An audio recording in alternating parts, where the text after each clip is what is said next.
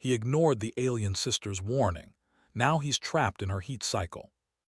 The stars above New Albion Colony were countless, tiny pinpricks in the vast, alien sky. Yet for Adam Silver, the only thing that mattered was the long stretch of black asphalt under his hover bike as he cruised through the twilight toward Thorin's expansive villa. He'd been warned, of course, but he was too exhausted to pay attention. "Lock the door," Thorin had said, his voice carrying a rare note of urgency. "My sister's visiting, she's not herself." The warning had barely registered as Adam's mind wandered, exhausted from the journey and his endless days at the engineering labs. After all, he wasn't in any danger, was he? The sleek hover bike hummed beneath him, and the house came into view. It was beautiful, an imposing structure of crystal and steel, surrounded by manicured lawns that stretched endlessly under the two setting suns. The twin stars cast an amber hue across the land, creating shadows that seemed to move and shift as if alive. New Albion was always breathtaking, but tonight it seemed to hold a secret in the air, a tension Adam couldn't yet feel. He parked the bike in front of the villa and swung his leg over. The cool evening breeze wrapped around him, carrying the scent of alien flowers. The bioluminescent petals of the plants nearby started to glow, their soft light casting a surreal, dreamlike atmosphere over the villa. It was a peaceful place, until Thorin's booming voice broke the calm. "Well, well, you made it," Thorin said, stepping onto the porch. His tall, azure form shimmered in the fading light, his silver markings glowing faintly in the dusk. "I was beginning to think you got lost out in the outer ring again." Adam grinned, rolling his eyes. "One time, Thorin, the nav system was glitching." Thorin chuckled, but his eyes were more serious than usual. "You still managed to get here. That's impressive." "I wouldn't miss this," Adam replied, grabbing his tool bag from the hover bike storage compartment. "Working on an authentic Saren quantum drive, not something a human engineer gets to do every day." Thorin nodded and stepped aside, leading him inside. "I'm just glad you're here. The work's complicated, but there's more to it than that tonight." Thorin's tone shifted, becoming quieter, more careful. Adam followed Thorin into the villa, the doors sliding open automatically with a soft hiss. The interior was sleek and minimalist, designed with Saren comfort in mind. The temperature was set cooler, as Thorin preferred, and the air had a refreshing, almost metallic scent. Adam quickly shed his jacket, feeling the slight chill as he stepped deeper into the villa. "So," Adam began as they moved toward the workshop, "what's the real deal with this quantum drive? You sure I'm the right guy for this? I've only ever worked with human tech." "You're the best there is, Adam," Thorin said with a hint of pride, but there was an edge to his voice. "That's why I asked you here, but there's something else you need to know." They reached the workshop. It was exactly what Adam expected, an organized chaos of tools, machinery, and holographic displays filled with alien blueprints. He let his eyes wander over the complicated tech while Thorin set to work on the quantum drive. For a while, it was just the sound of tools clinking, the buzz of the holograms, and the quiet hum of the Saren technology at work. The hours slipped by, and Adam was absorbed in the mechanics of the quantum drive, his mind and hands working in sync. It wasn't until he felt the blur in his vision that he realized how late it was. "You're about to fall over," Thorin observed dryly, glancing over at Adam, who was struggling to stay upright. Adam stifled a yawn and rubbed his eyes. "Guess I lost track of time. Can't remember the last time I worked this late." Thorin chuckled. "It happens, stay the night, the guest room's ready." Adam nodded, already too tired to protest. "Sounds good." But Thorin's voice stopped him before he could leave the workshop. "Adam, listen carefully. When you get to the guest room, lock your door. Lock it tight." Adam paused, brow furrowing as he turned back to his friend. "Lock my door. You know, I don't usually lock doors in the middle of the night." "Why?" Thorin's expression darkened and his silver markings flickered erratically, an unusual sign of his unease. "My sister is here. Marana, she's in heat. In heat, Adam repeated, confused. The words didn't fully register in his brain, his exhaustion dulling the impact, but he could see the seriousness in Thorin's eyes. Sarin females go through intense mating cycles, Thorin explained slowly. It's dangerous. They're not themselves during this time. Marana can't help it. It's like an animal instinct. Trust me, you don't want to be near her unless you lock that door. Adam nodded absently, not fully processing the warning. Yeah, sure. Thanks for the heads up, I'll lock it. Now I really do need to crash. Thorin gave him a long, searching look but said nothing more. He led Adam to the guest room, where a massive bed covered in silken sheets awaited him. The soft comfort of the room pulled at him, and before he could even think to lock the door, he was already lying down, too tired to care. Within moments, Adam was fast asleep, unaware of the danger quietly approaching. But as the night grew darker and the villa quieted, the door to Adam's guest room creaked open, inch by inch. The air in the room shifted. Something had entered, and it was Thorin. A figure, tall and graceful, stepped into the moonlight streaming through the window. Her glowing blue skin shimmered as she moved, her dark hair floating like a midnight cloud in an invisible breeze. Her yellow eyes glowed with an intensity that made Adam's heart skip a beat. Marana. She was beautiful, impossibly beautiful, but there was something else in the air, the scent of heat, of desperation, of something primal. Adam's senses caught fire, and as she moved toward him, the last thing he remembered before his mind went blank was the soft whisper of her voice. I could smell you from down the hall. And with that, Adam's life would never be the same again. The unseen predator. The night had fallen completely over New Albion Colony, and the villa's soft lights flickered like distant stars in the windows. Inside, Adam lay in the guest room, cocooned in silken sheets, his body finally succumbing to the exhaustion that had kept him moving all day. The quiet was almost too perfect, the only sound being the soft hum of the villa's energy systems. It was supposed to be a peaceful night.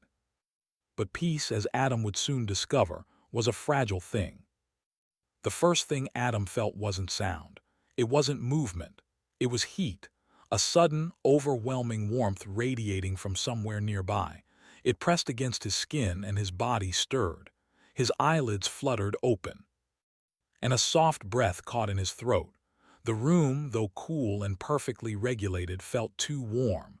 His senses were foggy, his mind still trapped in the remnants of sleep. But that heat, it was unmistakable, and it wasn't coming from the temperature system. No, it was coming from her. The faint sound of the door creaking open reached Adam's ears, but his vision was blurry, his thoughts clouded by the deep pull of something alien.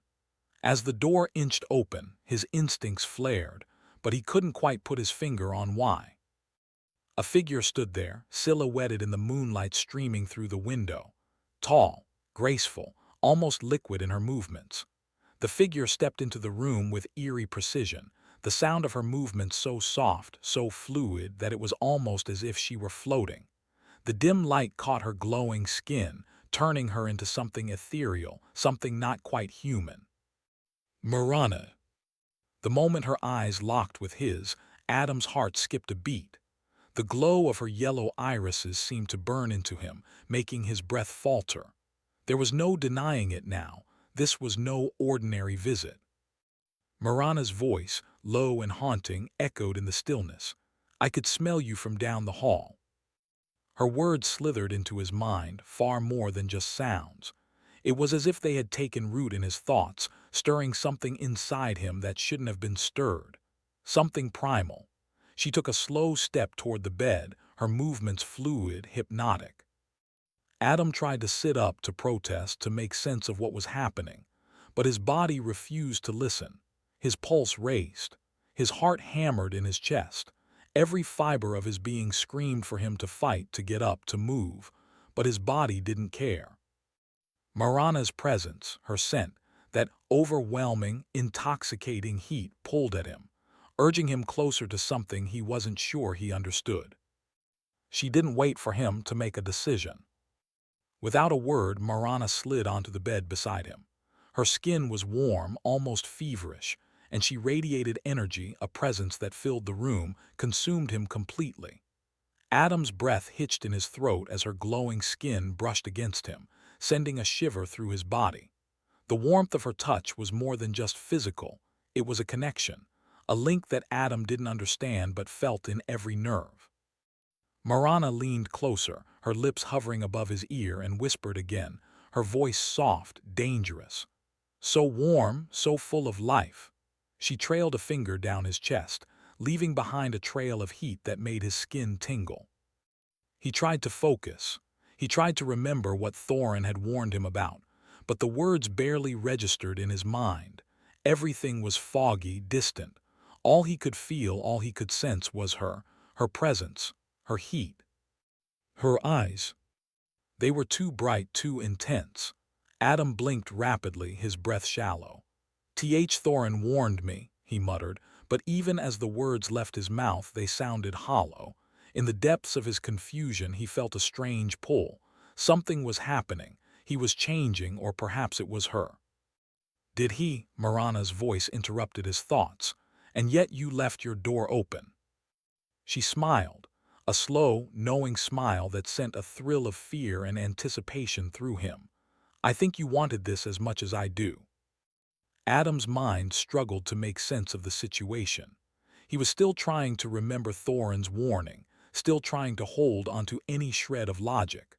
But in that moment, as Marana leaned down, her lips capturing his in a kiss that was as hot as her presence, something inside him broke. His body responded without hesitation, and rational thought became a distant memory. He tangled his fingers in her floating hair, pulling her closer, his heart racing in his chest.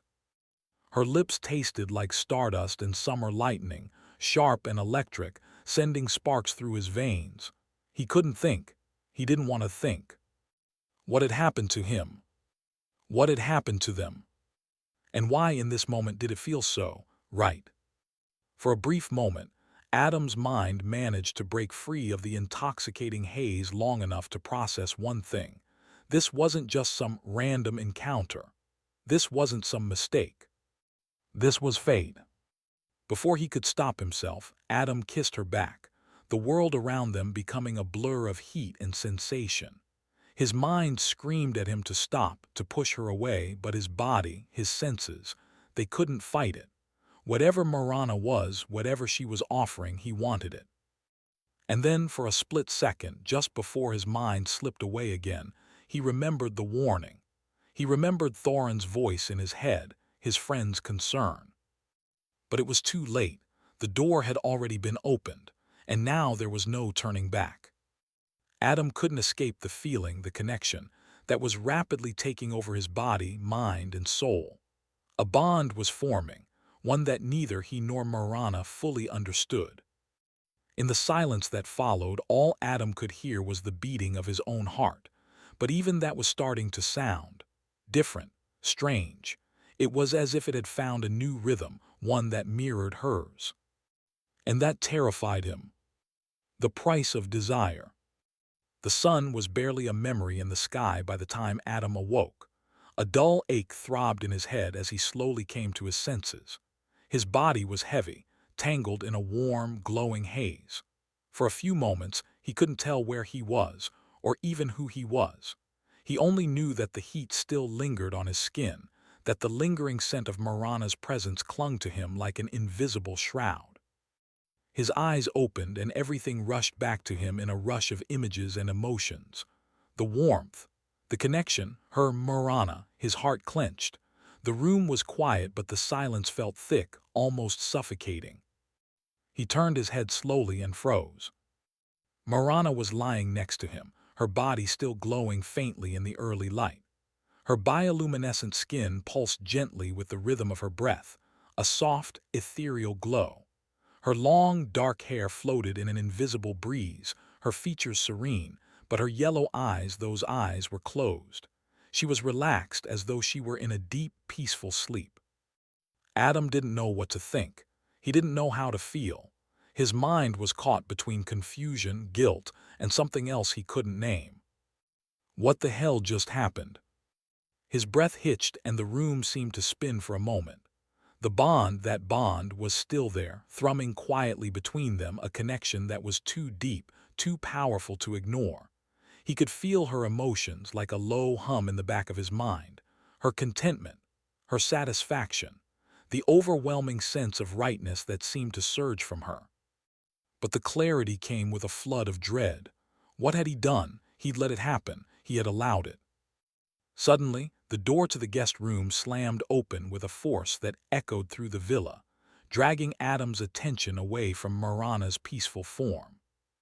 Thorin stood there, his azure skin flashing with an electric pulse of agitation, his silver markings flickering wildly across his face. His eyes, normally composed and calm, were wide with disbelief. "By the celestial spheres," he muttered, staring at the two of them. "What the hell did you do, Adam?" Adam sat up quickly, pulling the sheets around him as he tried to make sense of what was happening. "Thorin, I..." Thorin's eyes were filled with frustration and something darker, something approaching panic. He took a step forward, his voice low and urgent. "You don't understand, Adam. You've crossed a line. This is beyond anything I warned you about." Adam blinked, trying to shake off the confusion, but his mind was still reeling. I didn't mean for this to happen," he stammered. "She came in.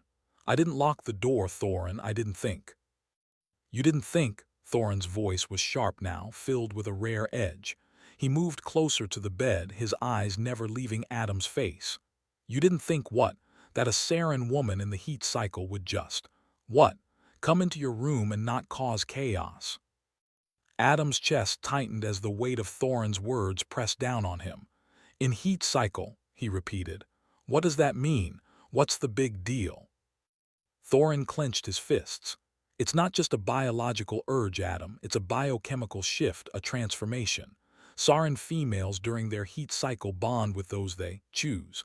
And once that bond is made, it's permanent. You and Marana," his voice cracked for the first time, though he quickly regained his composure.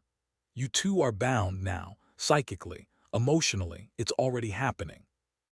Adam's heart stuttered in his chest as the implications of Thorin's words began to sink in. "Psychically," he whispered, "but I don't understand. Why? What happens now?" Thorin shook his head, packing.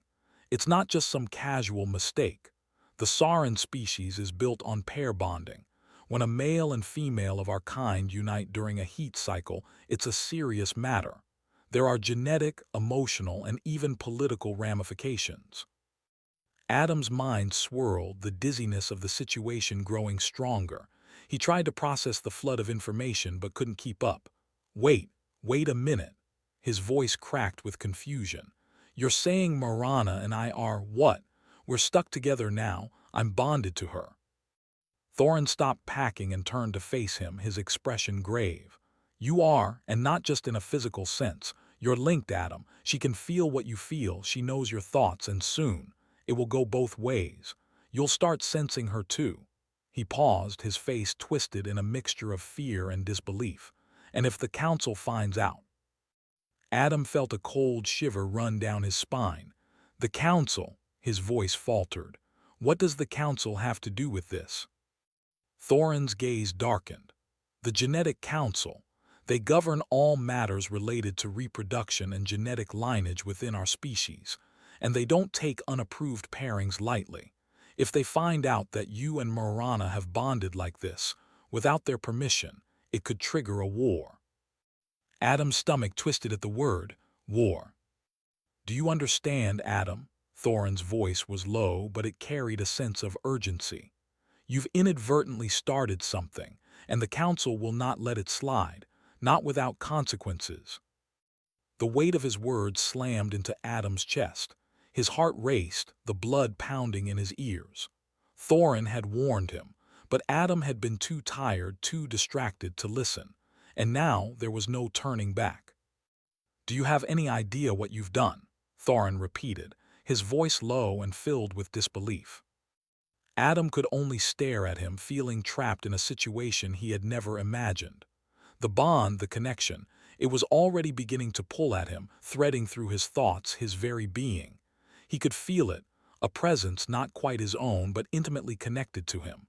Marana, her warmth, her emotions, her needs. In the silence that followed, Adam realized with a jolt that he wasn't just physically connected to Marana. He was bound to her, as Thorin had said. And now it was up to him to decide if he could live with the consequences. Adam's chest tightened again. He wasn't ready for this, not for a war, not for a bond that had been forced upon him, but there was no denying what had happened. He had crossed a line, and now the consequences were coming for him. The chains of fate.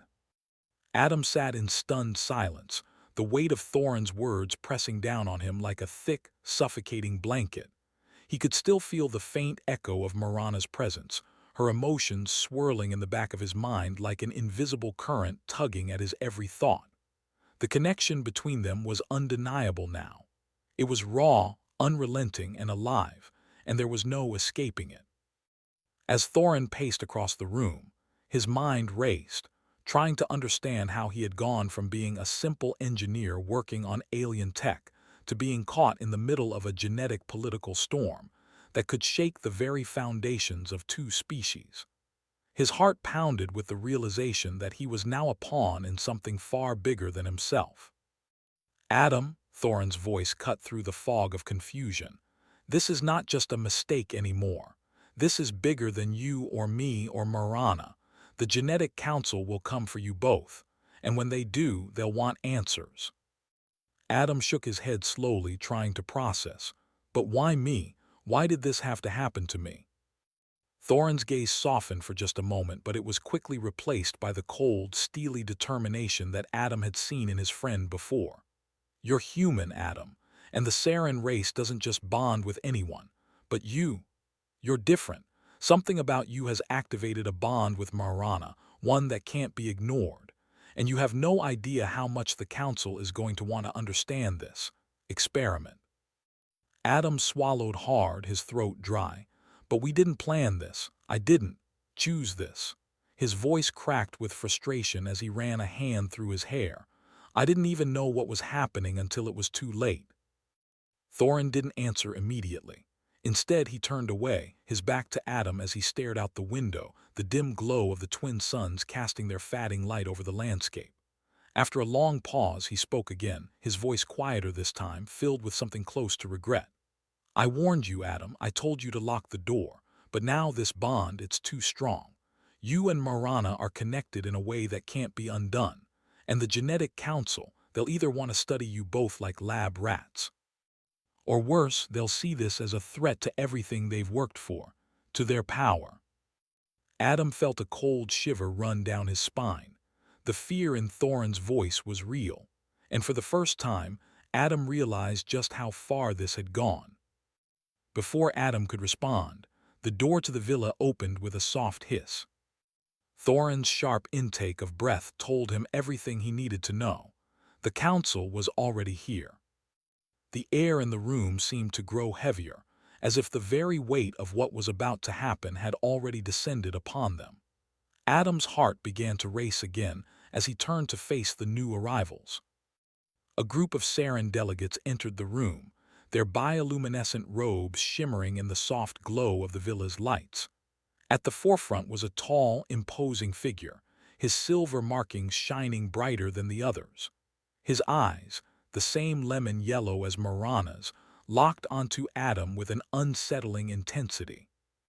Adam Silver, the figure said, his voice rich with authority, I am Archon Perilous, and I've come to speak on behalf of the Genetic Council. Adam took an instinctive step back, suddenly feeling very small in the face of this alien authority. Thorin stepped forward, standing between Adam and the council members, his posture protective, though his body was tense. Archon, Thorin greeted with a slight bow, his tone respectful but firm. What brings the council to my home today? Archon Perillous's gaze shifted to Thorin, his expression unreadable. We've heard disturbing reports of an unapproved pairing, a human and a Saren female during a heat cycle no less. His eyes flicked to Adam, then back to Thorin. "Do you deny it, Thorin?" Thorin held his ground, though there was a hint of unease in his voice. "I do not deny it, Archon, but this was not planned.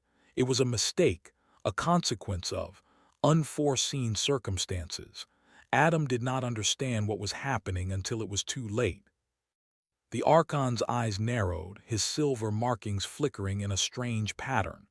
"Mistakes," he said, his voice cold, "are dangerous, and this one has the potential to disrupt everything. The Genetic Council must determine the next steps. We need to understand the bond you formed, how it came to be, and why it's unprecedented." Adam felt a chill settle in his bones. This was no longer about an awkward, unintended night. It was about something far darker, something that could tear apart not just his life, but the entire fabric of Saren society. "We will conduct an investigation," Archon Pellis continued, his voice steady but edged with authority. "We must determine the genetic compatibility between you, Adam Silver, and the Saren species. If this union proves viable, it could change everything we know about our race. But make no mistake, if we find any threat to our genetics or our social order, this bond will be severed permanently." Adam's heart skipped a beat. Severed. The thought of the bond being broken was unthinkable. He could already feel it deep inside him. It wasn't just a connection, it was part of him. And Marana, she was part of him now too. The tension in the room was unbearable as the council members stood in silence, their glowing eyes fixed on Adam. The weight of their scrutiny felt like 1,000 pounds pressing on his chest. He wanted to speak, to say something, anything, to defend himself, but his thoughts were too scattered, his emotions too raw. Finally, he turned to Thorin, his voice barely a whisper. "What do I do now?"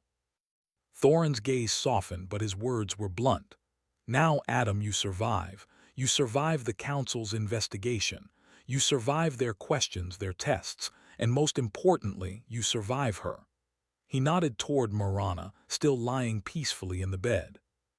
Adam's gaze followed Thorin's, and his breath caught in his throat.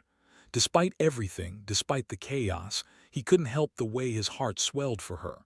The bond was strong, and there was no going back now, no matter how much the council or anyone else tried to tear them apart. But Adam knew something the council didn't. He wasn't going to run. He wasn't going to hide. If the council wanted answers, they would have to get them from him. He wasn't a victim in this story. He was a part of it, and he was going to fight for it. The weight of two worlds. Adam's pulse pounded in his ears, drowning out the sound of the council's quiet murmurs. The room felt impossibly small, suffocating under the weight of too many eyes. Every inch of him was being scrutinized by the Saren officials, their bioluminescent gazes fixed on him like cold, unblinking stars. But it wasn't the council members that made Adam's heart race. It was the weight of what they were implying. He wasn't just an outsider anymore. He was a catalyst. His connection to Marana wasn't a mere curiosity. It was the beginning of something far more profound, something neither his species nor hers had prepared for. Archon Pellis, the leader of the Genetic Council, stood before Adam, his silver markings flashing with calculated thought.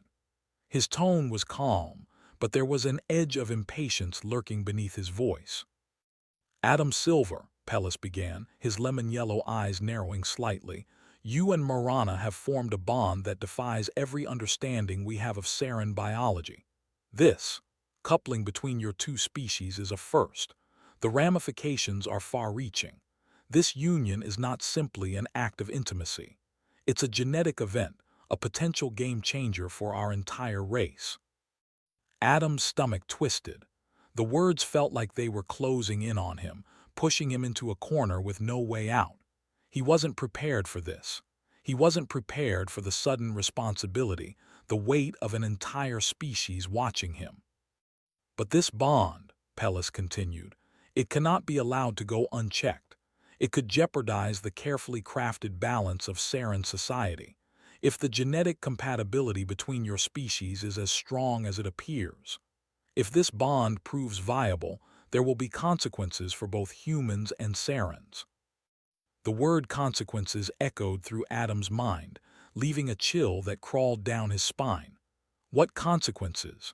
What exactly were they about to unleash? Consequences, Adam repeated, his voice rough. What kind of consequences? Perilous turned his gaze toward him, his eyes burning with an intensity that made Adam feel like he was standing on the edge of a precipice. There is much we don't yet understand about human biology. We've had little interaction, let alone genetic exchange. But what is clear is that this bond between you and Marana could either bind the two of you together permanently or unravel both your species. Adam felt his breath catch. He wanted to argue, to protest, but the reality of the situation was sinking in with every word Perilous spoke. This wasn't just a mistake. It was a revolution, for better or worse. What's at stake here? Adam asked, his voice steady, though every part of him felt anything but. What happens if we don't comply with the council? What if I don't want to be part of your experiments? Marana's name lingered on his tongue, and as if on cue, Adam felt a stirring, a delicate pulse from their bond, a shared wave of emotion from her side of their connection. There was fear. But there was also something else, determination. Perilous seemed to sense the subtle shift in the air. His gaze flicked toward Marana, still lying silently on the bed, her bioluminescent skin faintly glowing. He smiled, but it was a smile tinged with something dark. Your bond is already too powerful to ignore, Adam, Perilous said, his voice colder now. The Genetic Council will investigate, certainly, but don't mistake our interest for anything less than dominion. Our species doesn't tolerate the disruption of our societal structure. If this union continues, we will need to regulate it, for the greater good of the Saran people. Adam's stomach tightened. He wanted to scream. He wanted to run. But as he felt the unshakable pull of the bond between him and Marana, he knew there was no escaping this. He was already too deep, already too intertwined with her, with them. Regulate, Adam repeated, his voice quieter now, almost a whisper. What does that mean? You want to control us. You want to control her. The room fell silent for a moment, as though the weight of Adam's words hung in the air like a heavy fog.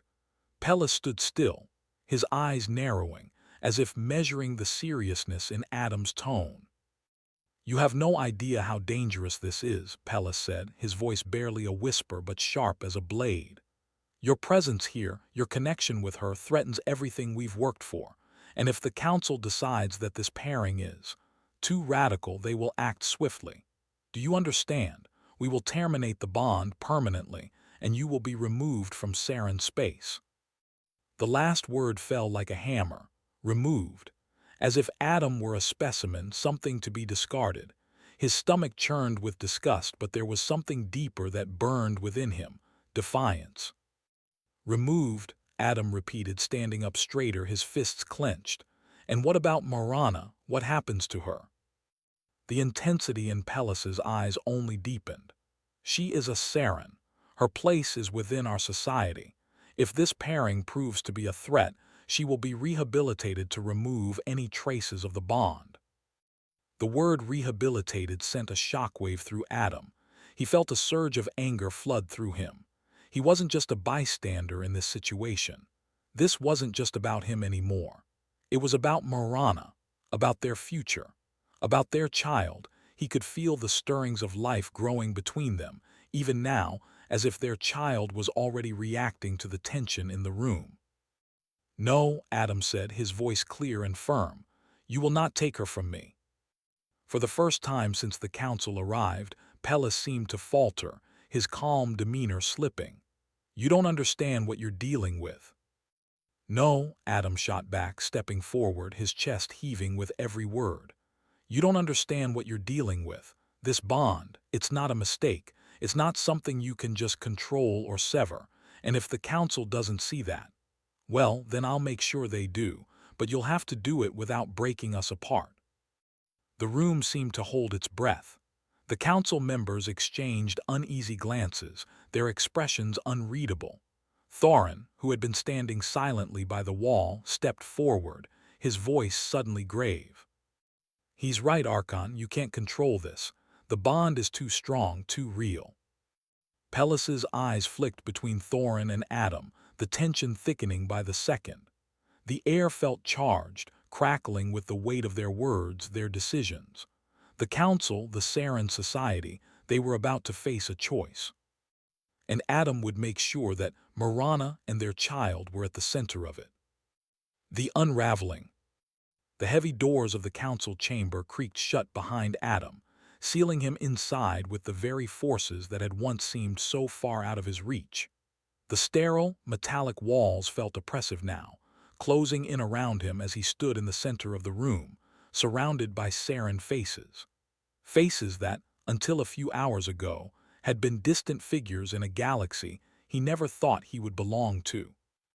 Now they were the ones pulling the strings, the ones deciding his fate and the fate of the woman, the bond he had unwittingly tied himself to. And it wasn't just the fate of the two of them that hung in the balance anymore. It was the future of a hybrid child neither human nor Saren had ever imagined. Adam's pulse drummed in his ears as the council members took their seats. The room buzzed with low murmurs, their discussions lost in the shuffle of formalities. But the tension in the air was unmistakable. The council was at a crossroads. Adam could feel it, a subtle shift in the very fabric of the room. They weren't just debating his fate anymore. They were debating what he and Marana represented. "I still don't understand," Adam's voice cut through the murmurs. It felt strange to speak in this room like his words weren't his own. "Why does this matter so much? It's just a bond, right? Between two people." A low laugh echoed from the back of the room, sharp and knowing. It came from Matron Era, one of the senior council members, her voice carrying centuries of authority. She was an older woman, her skin pale and smooth, decorated with intricate glowing patterns that shifted like liquid light as she spoke. "A bond, yes, but not just any bond, Adam Silver." Her yellow eyes gleamed with something that wasn't pity but something far colder. "You've made history, and history, as we all know, doesn't care whether you're ready for it." Her words settled in the room like a weight, and Adam felt the sting of truth bite at him. This wasn't about him, not really. It was about everything they'd never anticipated, everything they hadn't prepared for, and as they'd made painfully clear, the council didn't like surprises. "Your connection with Marana isn't just biological, it's genetic," Archon Pellis said, his voice commanding and calm. "We've never seen anything like this before. A bond between a human and a Saren. Not just a physical coupling, but something that is more, something that could alter the future of both our species. The implications are vast." Adam shifted uncomfortably, his mind racing. A bond that could alter the future of both species. That felt impossible. He was just a guy who'd made the mistake of not locking a door. And now look where I am. "More," Adam repeated, his voice rising slightly in disbelief. "How? How could something between me and Marana change anything?" A hush fell over the council as Matron Era leaned forward, her glowing fingers tracing the edge of her seat. She studied Adam with a gaze that felt like it was stripping him bare. "You're more than just a human," she said slowly. "This bond is not some fleeting romance. It is a fusion, a melding of two very different DNA sequences, a hybrid union that could prove to be the key to unlocking the latent potentials in both species." Adam's chest tightened. The words swirled in his mind, but they refused to settle. Latent potentials. He glanced toward Marana, who was sitting quietly beside him, her bioluminescent markings faint but steady, her face calm despite the storm swirling inside him. She felt his unease, and a gentle pulse of reassurance flowed through their bond. The bond, God, it was growing stronger with every passing minute, like it had taken root in his very soul. Adam could feel her, everything about her. Her emotions, her warmth, her desire. It was like nothing he'd ever experienced. And in that moment he realized something. This wasn't just about them. This was about a future neither species had planned for. Your union has unlocked something, Matron Era continued, her voice soft but unyielding. Something that could either elevate Saren's society or destroy it. Adam blinked, a sharp chill running down his spine. Destroy it. His voice was barely above a whisper, though his mind was screaming. What the hell are you talking about? Archon Pella stepped forward, his silver markings glowing brighter with intensity. You're not just a human, Adam. You're the first of a new kind. A bridge between two worlds that have never touched. Your connection to Marana has triggered an evolutionary response, one that could open the door to a new era of hybrid children, children that possess the strengths of both species. His voice was calculating, dangerous. But it also comes with risks, unknowns. We cannot let this continue without understanding the full consequences. Consequences, Adam repeated, his chest tight. You mean, the Council is going to control it. You're going to take away our right to choose what happens next. Matron Era's eyes flashed with a cold fury, but her voice remained measured. You do not understand what's at stake. A child born from this bond will be more than just a symbol of union. It will be the future. It will possess the ability to adapt and evolve in ways neither species has ever seen. Human resilience combined with Saren adaptability. It could change everything. A deep sense of foreboding settled over Adam like a storm cloud. He didn't want to be the future. He didn't want to be a symbol. He just wanted to live his life with Marana. He wanted to find a way through this mess, not be swept up in the political ramifications of their bond. Then why not let us be? Adam shot back, standing up straighter. Why not just let us decide what happens next? Why does the Council think it has the right to control our lives, our futures? For a long moment the room was silent. The Council members exchanged sharp glances, their glowing eyes calculating, measuring him. Finally, it was Thorin who spoke, his voice carrying a mix of worry and something Adam couldn't quite place. Because, Thorin said slowly, the Saren people do not deal with the unknown easily, and you and Marana have unleashed an unknown that no one can predict. If the Council were to allow this to continue unchecked, it could lead to instability. Adam turned to face his friend, confusion and hurt flashing through him. Instability, is that all we are, a risk? Thorin's expression softened, but his eyes were heavy with something Adam had never seen in him before. Regret, maybe even a bit of fear. It's not just you, Adam, it's everything. Our society has never had to contend with this kind of bond, this kind of future. The Council can't just let it go without doing something. Adam's chest tightened again as the weight of the truth settled on him. The future was no longer something far away. It was here, and it was a future neither of them had asked for. But there was no going back now. The Council had made its move, and Adam would have to make his too. And that, he knew, would change everything. The breaking point. The air in the Council chamber had thickened with an oppressive energy, the hum of countless conflicting thoughts swirling around Adam's mind. Each word spoken, each glance exchanged, made the bond between him and Marana pulse with an intensity that was becoming impossible to ignore.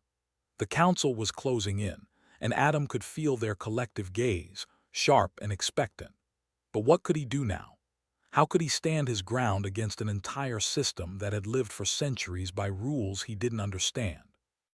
Archon Pellis had just finished laying out the Council's demands, demands that made Adam's blood boil with the unfairness of it all. They wanted to control the future, to regulate the bond, to study it like a specimen under glass. This isn't about us, Adam realized suddenly. It's about control. The Saren people had lived by their rules for too long, and anything that threatened their carefully structured existence had to be dealt with swiftly, decisively, and with as little mess as possible. Make no mistake, Adam, Pellis had said, his voice cold as steel. This bond represents an unprecedented anomaly.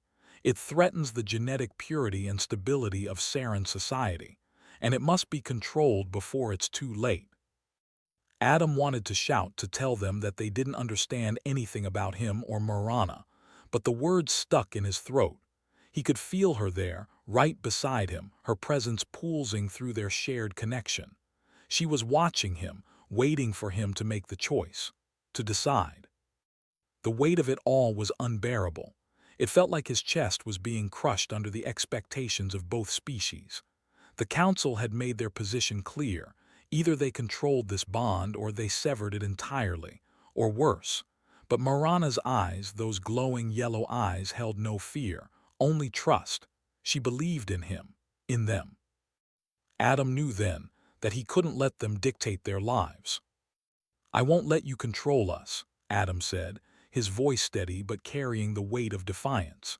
His words echoed in the silence of the chamber, a challenge thrown directly at the heart of the council. The room went deathly still. Even the council members froze, their glowing eyes fixed on him. The silence stretched for a moment too long, and Adam's heart pounded louder in his ears. But he stood firm. "You're not going to break us apart. You're not going to force us to conform to your rules, to your politics. This bond, this connection between me and Marana, it's ours. And no council, no government, no authority will take that away."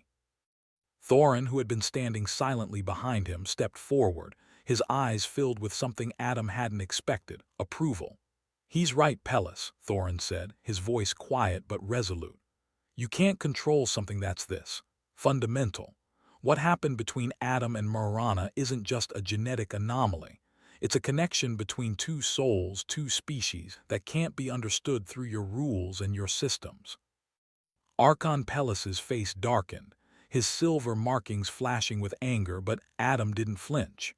"You speak of souls, Thorin," Pellis sneered, "but what you fail to understand is that the future of the Saren people is not about souls. It's about survival. Our species cannot afford to make mistakes now, not with a hybrid child, their child growing in Marana's womb." Adam's heart clenched at the mention of their child. He had felt the stirrings of their baby, a quiet presence within Marana, an awareness that seemed to grow with every passing day. Their child was part of them, and he wasn't going to let anyone use their unborn child as a tool in their power games. "Enough," Adam said, his voice cutting through the tension like a blade. "We're done negotiating. You either accept us for what we are, or you'll be forced to deal with the consequences." Marana shifted beside him, her hand brushing against his. A ripple of warmth flooded through their bond, and Adam's certainty grew. The council could try to control their lives, but they could never control what they were. They had created something new, something that couldn't be contained by old systems or rigid laws. "This is our future," Marana said, her voice low but filled with an undeniable strength. "And it will not be dictated by you." The council members shifted uncomfortably, their gazes flicking between Adam and Marana, but none of them spoke. The weight of the silence was almost unbearable. They had always held power, always been in control. But now they were faced with something they could not easily conquer. Archon Pellis stepped forward, his voice colder than ever. "You think you have the power to defy the council, to defy us?" He looked between Adam and Marana, his gaze sharp with calculation. "The council will not tolerate this insubordination. We will act, and if necessary, we will break you both." Adam stepped toward him, feeling Marana's steady presence beside him, her trust in him flowing through their bond. "You don't understand, Perilous," Adam said, his voice quiet but unwavering. "We're already broken from your laws, but together we're whole. And we won't be forced into your molds. We'll fight for the right to live on our own terms." A murmur ran through the council, but Pellis stood motionless. The tension between them was palpable, but Adam felt the energy shift. Something had broken, their power had cracked. "Then you leave us no choice," Pellis finally said, his voice tinged with frustration. "We will not let you go without consequences. But know this, Adam Silver, the road ahead will not be easy." Marana's gaze met Adam's, and in that moment everything clicked. They weren't just fighting for their bond, for their child. They were fighting for something far greater, a new future, one that could reshape the boundaries of species, of identity, of what it meant to be human or Saren. "You can try to stop us," Adam said, standing taller now, his voice filled with conviction. "But you can't break us, not anymore."